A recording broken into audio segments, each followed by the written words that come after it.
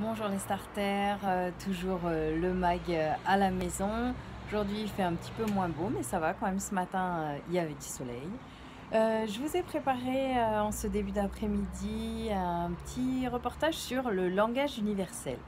Alors vous allez être vraiment surpris, je crois. J'espère que je vais avoir votre attention jusqu'au bout parce que c'est quelque chose que j'avais envie de partager avec vous, une façon de voir les choses qui est différente et je trouvais que c'était sympa de vous la transmettre.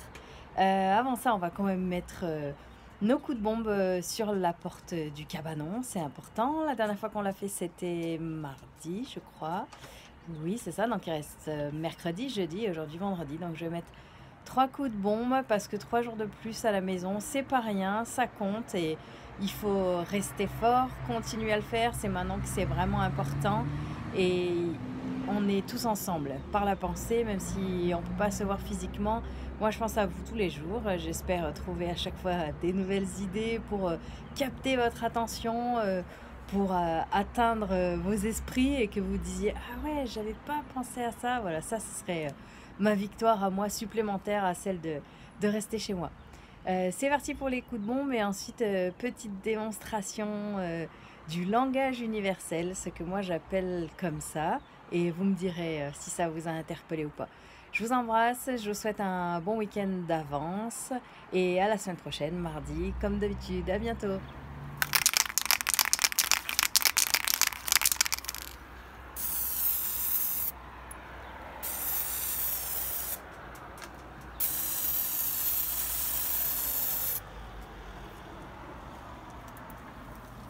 Voilà, j'ai fait un petit montage avec des cartons et des planches, je vous ferai une photo après.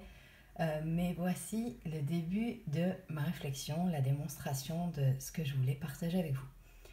Je voudrais qu'on parle du langage universel. Il y a un langage universel, c'est-à-dire une langue que tout le monde peut parler. Vous voyez sur cette image que on imagine plusieurs personnes qui se parlent et qui ne se comprennent pas. Ils ne se comprennent pas parce qu'ils ne parlent pas la même langue. Comment est-ce qu'ils pourraient faire pour se comprendre? C'est bien là la difficulté quand il y a la barrière du langage. Maintenant, ils peuvent parler pendant des heures, ils peuvent essayer d'apprendre des langages communs pour se comprendre, mais ça prendrait des semaines et des mois. Et puis à la fin, on n'est pas sûr qu'ils seraient vraiment performants. Il y a une chose qu'ils peuvent partager, et ça c'est une chose que vous pouvez aussi partager avec eux.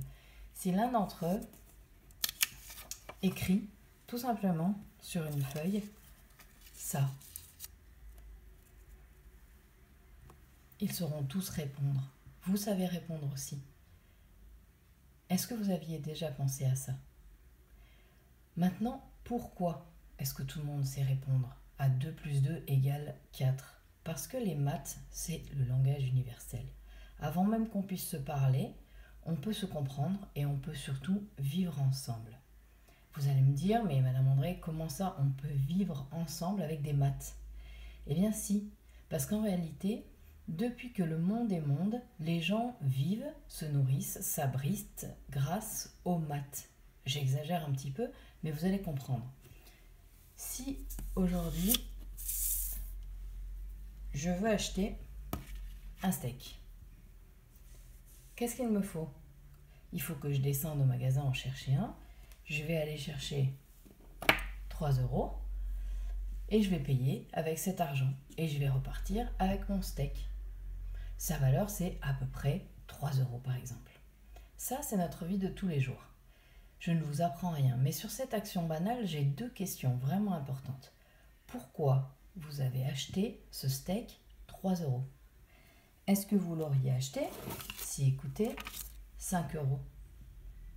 Et est-ce que vous l'auriez acheté si en réalité ce steak coûtait 20 euros? Finalement, ça c'est la valeur des choses. La valeur d'un steak. Combien est-ce que ça coûte? Mais qui établit cette valeur? Par exemple, si on prend d'autres éléments, est-ce qu'un carreau de sucre est égal à la valeur d'un paquet de coton-tige?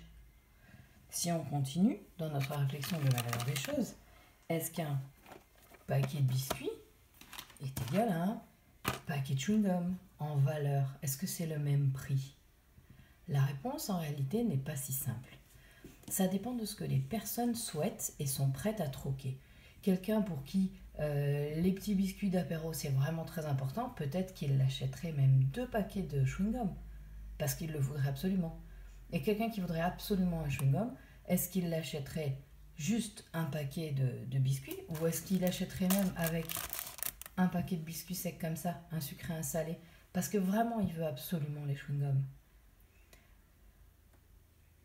La question est, est-ce qu'on est prêt à troquer? Troquer, ça veut dire, est-ce que c'est égal? Ou est-ce que là, c'est égal? Si ça s'appelle du commerce aujourd'hui, parce qu'on l'échange avec de l'argent, en fait, au départ, c'est du troc. Et si maintenant, je vous propose un iPhone contre un eyeliner, est-ce que ça vous intéressera? Bien sûr que non, parce que ça n'a pas la même valeur, ce n'est pas égal. Tout à l'heure, je vous ai dit que j'avais 2 questions quand vous avez acheté votre steak à 3 €. On s'est d'abord demandé pourquoi je le paye ce prix-là, quelle est sa valeur, et maintenant, je voudrais vous poser la question comment vous avez eu ces 3 € pour vous nourrir de ce steak. Dans la plupart des cas, ce sont vos parents qui font les courses et qui remplissent le frigo pour nourrir votre famille.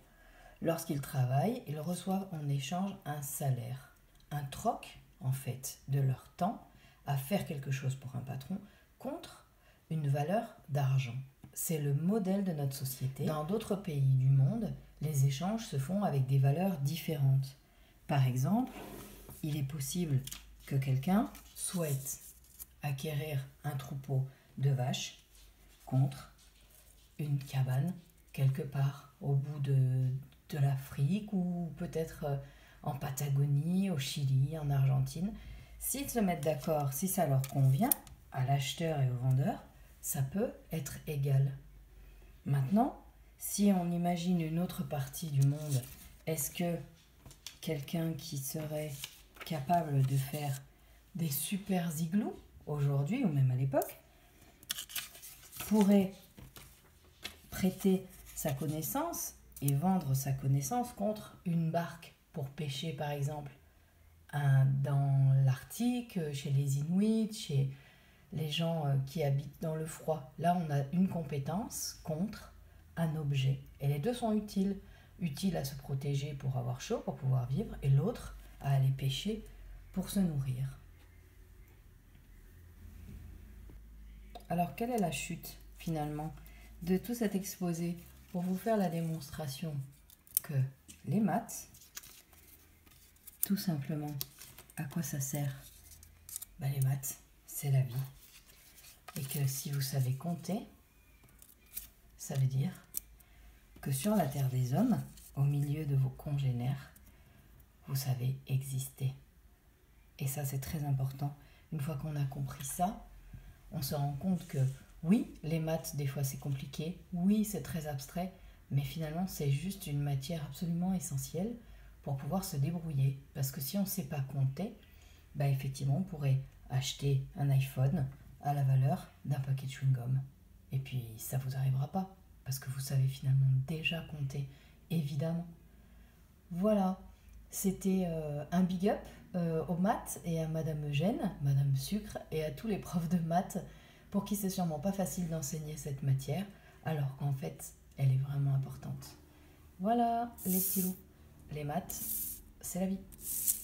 À bientôt.